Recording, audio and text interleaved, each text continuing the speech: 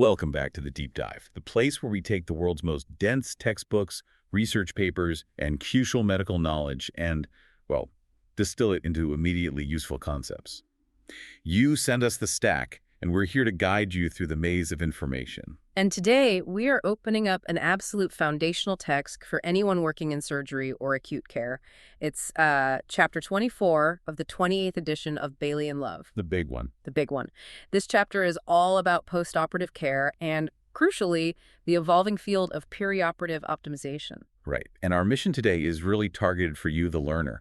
We are approaching this material not as, say, a replacement for the authoritative textbook.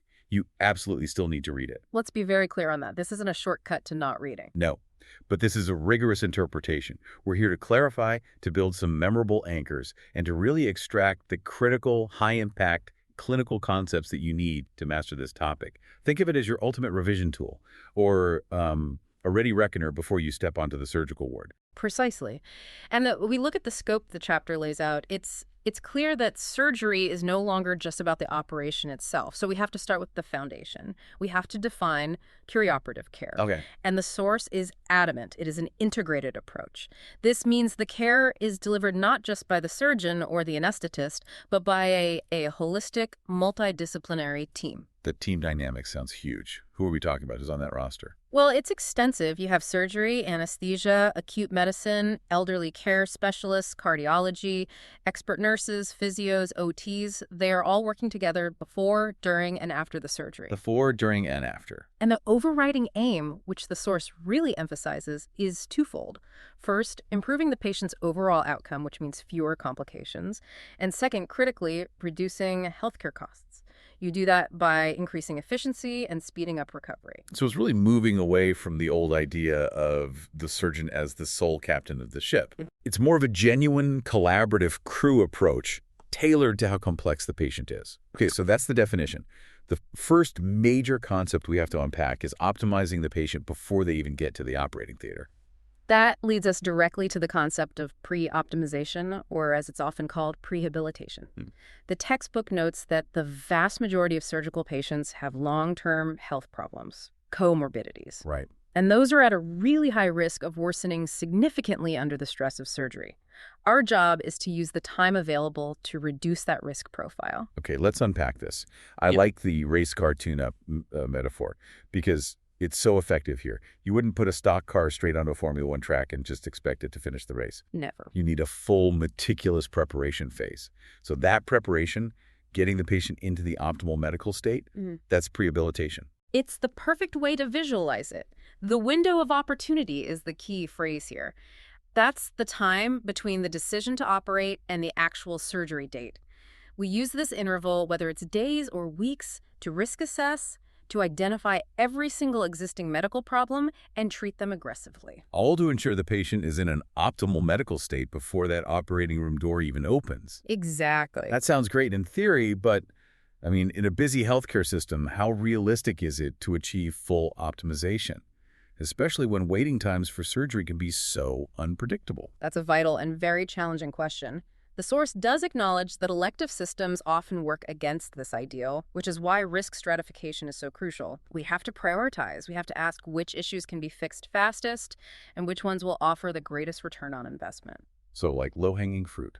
Sort of. If a patient is severely anemic, we can transfuse or give iron pretty rapidly. If they're an active smoker, we need to stress that even just short-term cessation helps tremendously. Okay, so what does that optimal medical state checklist practically look like in terms of assessment? Well, it starts with basic risk assessment, but it can move pretty quickly to more sophisticated testing.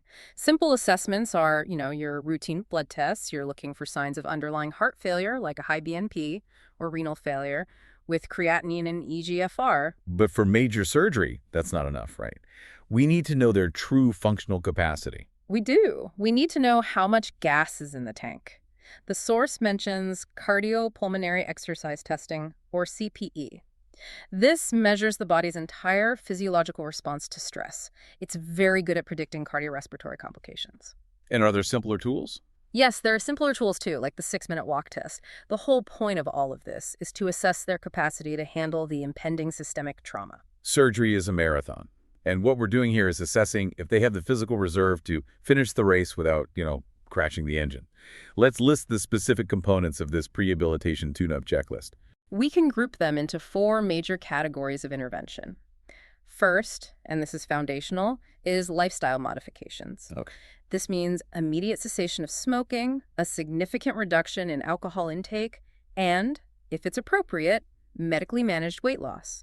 Even just 4 to 6 weeks of smoking cessation can drastically reduce pulmonary complications. Wow, that's a huge return. What's second? Second is medical control. This has to be rigorous. It means identifying and treating anemia effectively, not just managing it, but aiming for optimization. It demands effective, tight blood sugar control in diabetic patients. And what about their regular medications? That's a huge part of it. A thorough review and modification of existing medications to ensure chronic conditions like severe asthma or hypertension are genuinely under effective control, not just stable. I often hear that uncontrolled blood pressure is a massive issue. It is, because if a patient has wide BP swings pre-op, they are far more likely to experience dangerous hypotension or hypertension during and immediately after the surgery. Makes sense. Okay, what's number 3? Third is physical fitness. Patients should be actively encouraged to engage in strength and aerobic exercises. Formal prehabilitation programs, though they can be resource-intensive, have proven benefits. They improve physiological reserve, reduce postoperative fatigue, and speed up the return to normal function. And the last one? Fourth is nutrition and psychology. Poor preoperative nutritional status is a significant predictor of morbidity and mortality. Correcting severe nutritional imbalances, often with protein and calorie supplements, is critical. And the psychology part. Yes, and as you noted, psychological interventions are now explicitly included. This means reducing anxiety, providing clear information, and improving the patient's motivation to actively participate in their own recovery plan post-op. So it's the full holistic package, really. Mind and body prepared. The key takeaway from this pre-op section is clear. Perioperative success starts long before the knife ever touches the skin. It starts with identifying the risks and ensuring the patient is medically and functionally optimized. So now that the patient has completed the pre-op tune-up and the surgery is complete, we transition to the phase of immediate vigilance. This is section 1, the immediate aftermath safety and monitoring. And the first crucial moment here is that handoff from the operating room. Yes, the crucial handoff. The transfer of responsibility from the theater team to the post-anesthesia care unit, or PACU. Yeah. Some people call it the recovery room. Right. This is where standardized safety protocols, like the formal sign-out process, which is integrated into the WHO surgical safety checklist, become a matter of life or death. It has to be a moment of formality in a high-stakes, fast-moving environment. For our listeners, let's break that down. What are the absolutely essential pieces of information that the operating room team must convey to the PO and staff? The textbook lists 6 critical data points. The communication has to be clear, concise, and ideally interactive. First, patient name, age, and the exact surgical procedure performed. The basics. The absolute basics. Second, the specific details of the anesthetic and all analgesics given, including timing and dose. Third, precise fluid replacement volumes, the estimated total blood loss, and the recorded urine output. This sets the immediate hydration status. Okay, that's what's gone in and what's come out. What's next? Fourth, any surgical or anesthetic problems that were encountered. Things like a difficult airway, significant blood pressure swings, an unexpected organ injury, or any expected postoperative issues. Like a high risk of bleeding. Exactly, or a need for mechanical ventilation. Fifth, existing major medical problems and all known allergies. And sixth, the explicit plan for immediate management, specifically for pain control, antiemetics for nausea and vomiting, and the plan for ongoing fluids or oxygen. That detailed handoff really establishes the baseline for risk, doesn't it? So once they're in the PDTU, what is its primary function beyond just simple observation? The PCU is an observation and stabilization unit. The staff there monitors vital signs, pulse, BP, oximetry. They check the patient's level of consciousness, and they manage acute pain and hydration. The source notes that for complex, high-risk patients, the standard recovery period might be extended. How long are we talking? Sometimes 24 or even 48 hours in what's called an overnight intensive recovery unit, or the PCU itself, before they are stable enough for a standard surgical ward or, require transfer to critical care. This brings us to the standardized tool that helps the entire team speak the same language about a patient's health status, the National Early Warning System, or NEWS2. This is the safety net that detects deterioration early. NWS2 is standardized across the UK and it's widely adopted elsewhere. And it's not just about recording observations, it's about providing an immediate, quantifiable, and standardized warning system. It turns multiple physiological measurements into a single, aggregated score indicating the level of risk. We need to contextualize why these specific 6 physiological parameters were chosen. Let's really nail them down, as this is essential knowledge. They're chosen because they are the most reliable, easily measurable indicators of life-threatening organ dysfunction. These are the 6 physiological parameters. You can think of them as the vital signs of the patient's essential engine functions. Okay, let's list them. First, respiration rate, breaths per minute. This is often the most neglected observation, but a sudden drop or rise is a critical warning sign of, say, an opioid effect or hypoxia.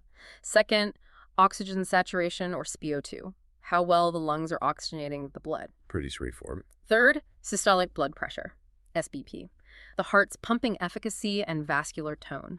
Fourth, pulse rate. A change often indicates pain, fever, shock, or bleeding. Fifth, level of consciousness or any new onset confusion which reflects cerebral perfusion. And sixth, temperature, an indicator of sepsis or inflammation. And crucially, there are 2 additional points added to the aggregate score if the patient requires supplemental oxygen, right? Exactly. That emphasizes that any dependency on external support is a risk factor in itself. Each of those 6 parameters is scored from 0 to 3 based on how much it deviates from the normal range. The aggregate score then dictates the escalation policy. And this is where the tool provides its most valuable function. It is. It gives clear, non-negotiable instructions on who needs to be called and how fast. Okay, let's walk through that escalation ladder. What action does each score demand? So an aggregate score of 0 to 4 is the low-risk category. This requires a standard ward-based response, maybe hourly or bi-hourly observations, but no immediate emergency call. But then there's the red score. Yes, this is a crucial, distinct trigger.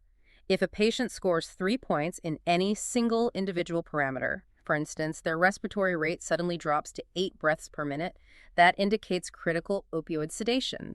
Even if their total score is only 3, this triggers an urgent response. So one critically sick system can be as dangerous as several moderately sick ones. Precisely. That's a low-medium risk. Next, an aggregate score of 5 to 6. This is the medium risk threshold. This demands an urgent response by a clinician or team competent in assessing acutely ill patients, usually a medical registrar or a senior nurse review within the hour. It's the key threshold for recognizing potential critical deterioration. And the highest risk. An aggregate score of 7 or more. This is the high-risk category. This demands an urgent or emergency response, triggering a full medical or surgical emergency team call, and that response team must include staff with critical care expertise and, most importantly, airway management skills. That escalation ladder is a brilliant example of how standardized scoring can prevent missed opportunities. It turns a subjective feeling of, this patient looks unwell into an objective call for critical resources. And while NUWS2 provides that systemic check, we have to remember that specific surgeries require specific, specialized monitoring. For example, Doppler flow checks for blood supply after a free flap reconstruction, or regular detailed neurological evaluations after intracranial surgery. Okay, a quick check-in question for you, the learner. Pause for a moment. You've just noticed your post-op patient's respiratory rate is 8 breaths per minute. You know this gives them an EWS score of 3 for that parameter alone, even though their total score is only 4. What critical clinical conclusion must you draw? And what kind of immediate clinical response does this red score demand? If you're hesitating, just remind yourself. A score of 3 in a single parameter indicates the need for an immediate, urgent, ward-based review because of the potential for critical, isolated organ failure. In this case, it's likely critical opioid-induced hypoventilation. Right. So before leaving the POCU, the patient has to pass what is essentially an exit exam. Yes. The source lists specific PHU discharge criteria. They have to be fully conscious, respiration and oxygenation satisfactory without excessive support, normothermic, not experiencing uncontrolled pain or nausea. Their cardiovascular parameters have to be stable, and all necessary supporting measures, oxygen, fluids, analgesics, must be fully prescribed and underway. So the key takeaway from Section 1 is that the immediate postoperative phase is governed by clear, structured protocols, the WHO handoff and the NUWS2 score, designed to create a rapid, standardized safety net rooted in quantifiable physiology. We have safely navigated the immediate recovery phase thanks to rigorous monitoring. Now we jump into the inevitable truth of surgery. Complications. This is section 2. Grading the damage postoperative complications. Complications are the primary driver of morbidity, mortality, extended hospital stay, and of course dramatically increased healthcare costs. The initial step in modern practice is actually risk prediction, often using tools like the ACS-NSQIP preoperatively.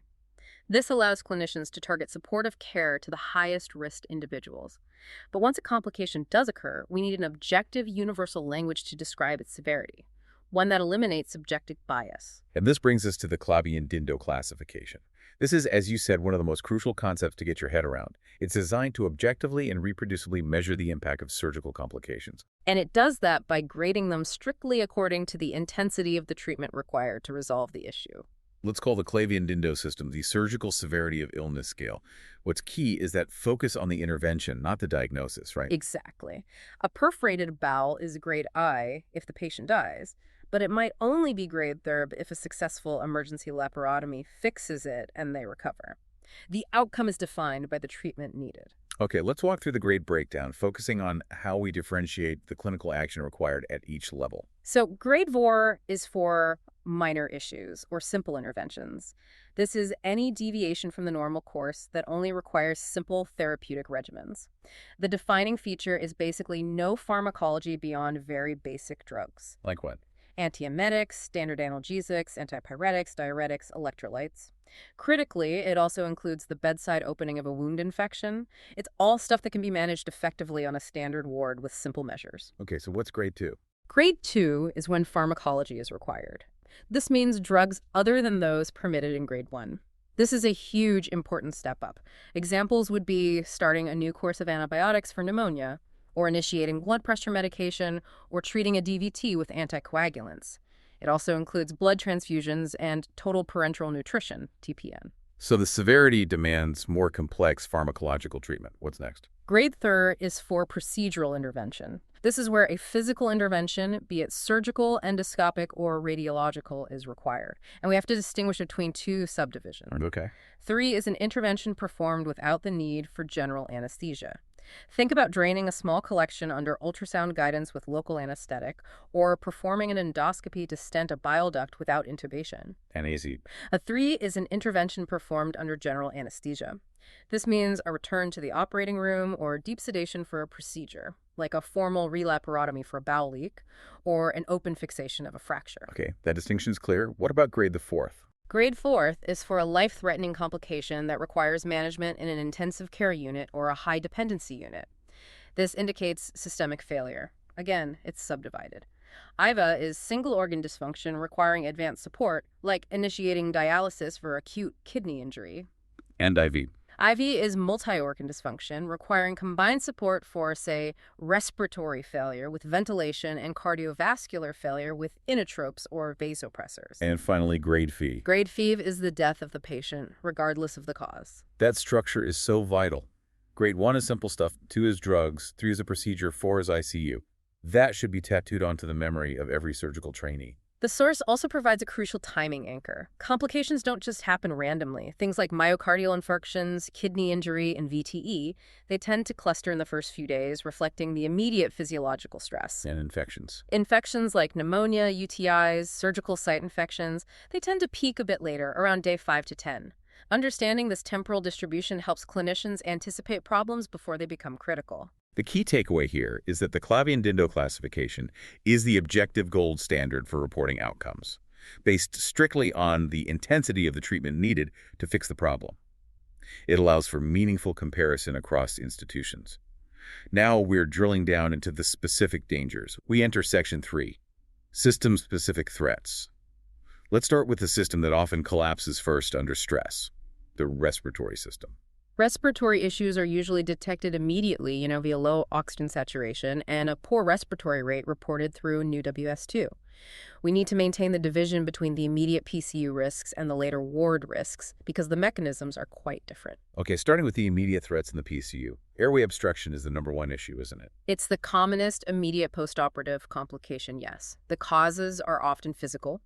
Residual muscle relaxation from the anesthetic, laryngospasm, which is a spasm of the vocal cords, soft tissue edema, especially after head and neck cases, or even an expanding hematoma. And the management. The management protocol here is rapid. It starts with simple maneuvers like the manual jaw thrust or a head tilt, then inserting oral or nasal airways and moving rapidly to advanced measures if necessary. And what if the airway is patent, but the patient just isn't breathing enough? That's hypoventilation, and this is almost always due to the residual effects of anesthetic drugs, particularly opioids, which suppress the respiratory drive, or neuromuscular blocking agents that haven't fully worn off. Continuous monitoring of respiratory rate is the detector here. How do you manage that? We manage this by giving supplemental oxygen to counteract the hypoxia, and sometimes pharmacological reversal agents are needed. Then there is hypoxemia, low oxygen saturation, even with a clear airway and what seems like adequate breathing. What are the systemic causes here? Well, these causes are often more serious. Things like acute pulmonary edema, frequently a result of aggressive fluid loading during surgery, or aspiration pneumonitis, or a critical vascular event like a pulmonary embolism. Pneumothorax is a rare but life-threatening possibility, especially after a central line insertion or thoracic surgery. The source highlights certain patient groups that demand exceptional vigilance. Yes, the triple threat, I call them. Patients with obstructive sleep apnea, or OSA, pre-existing chronic lung disease like COPD, and severe obesity, they're all highly susceptible. For the OSA patient, the combined effects of positioning and opioids can cause catastrophic upper airway collapse. Do they need more monitoring? Absolutely. They require continuous monitoring devices, often pulse oximetry, once they leave the PCU. Okay, if a patient in the PCU becomes hypoxic, what is the immediate non-negotiable management protocol? Immediate life support. High-flow oxygen 15 liters per minute via a non-rebreathing mask. Secure the airway with simple manual maneuvers. If secretions are the problem, rapid suctioning. If simple measures fail to restore their CPR too quickly, you call immediately for senior anesthetic intervention. Now, let's discuss the critical high alert warning for head and neck surgery, which is truly life-threatening. This is a major surgical emergency. Complications like vocal cord palsy, or, most critically, an expanding neck hematoma after thyroid or carotid surgery. These can compromise the airway within minutes due to extrinsic compression. The pressure increases rapidly and can cause asphyxia. And the required response has to be just as rapid. It has to be immediate. There must be systems in place for prompt, unsterile, bedside evacuation of a significant neck hematoma if the airway is threatened. This means staff must be trained to open the wound clips or sutures immediately to release the pressure, often before the patient can even be moved back to the OR. Wow. Okay, moving on to the later ward risks, the postoperative pulmonary complications, or PPCs. The incidence range of 5% to 70% shows just how prevalent they are. The primary PPCs are atelectasis, which is the collapse of alveoli, and it's incredibly common. Then there's pneumonia, pleural effusion, and full respiratory failure. The source notes that the highest risk procedures are thoracic and upper abdominal surgery. Why do upper abdominal procedures carry such a high risk? This is a key insight. Upper abdominal surgery causes significant incisional pain, which leads to diaphragmatic splinting. The patient consciously or subconsciously restricts deep breathing to avoid the pain. And that shallow breathing causes problems. Yes. It prevents full lung expansion, leading to microelectasis. Then you get stasis and poor clearance, which invites infection, and that leads to pneumonia. Let's anchor the risk factors using the 3 categories in the source so the listener can create a mental risk profile for any patient. Okay, first, non-modifiable patient factors. This is age over 65, male sex, an ASA grade greater than 2, or established frailty. Also pre-existing malignancy or a recent respiratory infection. Yeah, and the modifiable ones, the prehab targets. Right. Modifiable patient factors: active smoking, poorly controlled COPD or asthma, known OSA, extremes of BMI, so underweight or morbidly obese, or poorly controlled chronic diseases like diabetes, heart, or renal failure. And finally, the procedure itself. Procedure-related factors: anything that increases systemic stress. So emergency surgery, a long duration over 2 hours, upper abdominal or vascular surgery, and the need for significant neuromuscular blocking agents during anesthesia. That list really underscores how deeply integrated respiratory risk is with systemic health. The key takeaway for the respiratory system is that complications are common, often preventable through prehabilitation, and vigilance must focus on those subtle changes in rate and saturation, especially in high-risk groups. Next, we navigate the cardiovascular system, the engine room that has to withstand the entire surgical stress load. 30% of non-cardiac surgery patients have at least one cardiovascular risk factor, which translates to a high mortality risk from cardiac causes. Managing the postoperative heart is a real challenge because we are dealing with high inflammation, significant volume shifts, and the direct effects of anesthetic drugs. Fluctuations in blood pressure are common and often problematic. Okay, let's start with hypotension. It's strongly associated with adverse outcomes, especially AKI and MIN tests. What are the common causes, and what are the ones that demand emergency intervention? Well, the most common cause by far is hypovolemia, often due to unrecognized third-space fluid loss or inadequate replacement of surgical blood loss. Other common causes include myocardial impairment, so the heart not pumping well, or vasodilation from residual neuraxial anesthesia like a spinal or epidural. But the really serious differentials must always be excluded first. Absolutely. The life-threatening causes include major surgical bleeding, involving septic shock, severe arrhythmias, a massive PE, tension pneumothorax, or even anaphylaxis. You have to treat the hypotension aggressively while you're searching for these causes. Let's deepen that insight about middle-aged patients and fluid management. You called it the tightrope walk. It is a critical nuance the source provides. Many middle-aged and older patients have undiagnosed or borderline diastolic dysfunction. This means their hearts struggle to relax and fill fully.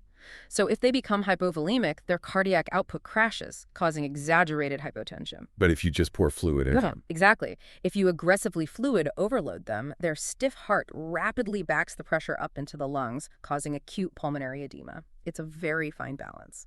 So when do we intervene with pressors or inotropes versus just fluids? What's the clinical treatment threshold? The intervention is dictated by evidence of end organ dysfunction. If the hypotension is causing specific signs like decreased urine output, so less than 0.5 millimiliters per kilo per hour, or an altered consciousness, or ECG changes indicating myocardial ischemia, you must treat the cause. And if the cause is unclear or fluids aren't working, you start vasopressors like noradrenaline or inotropes like dobutamine immediately. And that often means an HDU or ICU transfer, which is a Clavien-Dindo grade IVA complication. Correct. Moving to the opposite extreme, hypertension is also frequent post-op. Yes, and the causes here are usually reversible. Uncontrolled pain, anxiety, agitation, a full bladder from urinary retention, or just simple pre-existing uncontrolled hypertension.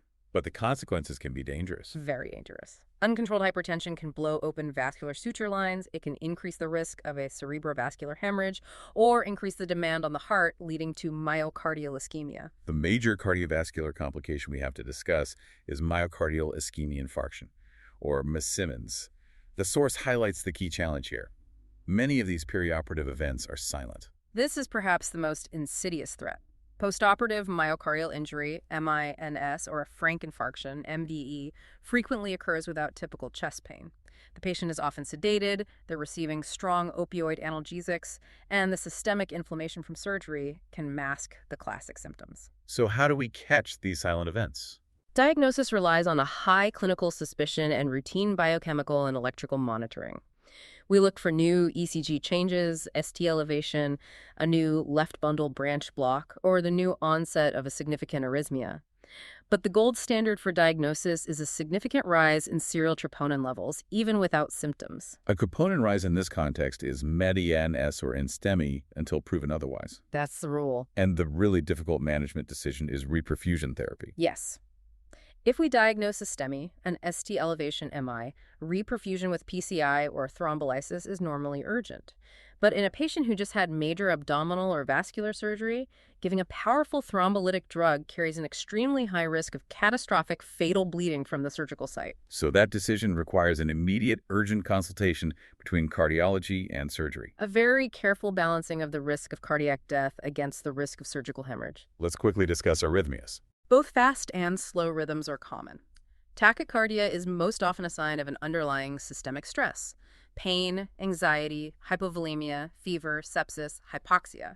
You have to treat the underlying cause first. Bradycardia. Bradycardia, or a slow heart rate, can also be concerning. It can be caused by hypoxia, increased intracranial pressure, or the residual effects of drugs like beta blockers or digoxin.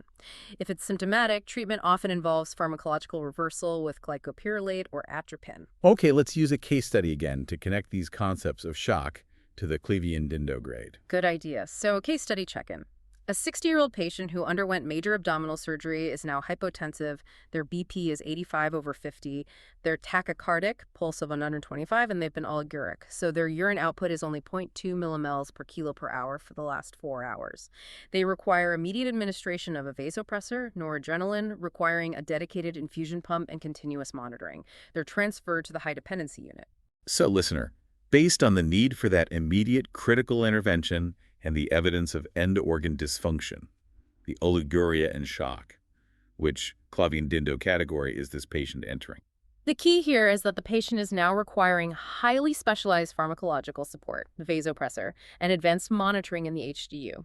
This immediately places the patient in Clavien-Dindo grade IVA. That's single organ dysfunction, in this case renal and cardiovascular, requiring ICU or HDU management. If this progressed and they needed mechanical ventilation, that would be IVB. The defining feature is the level of life support required. That's a great example.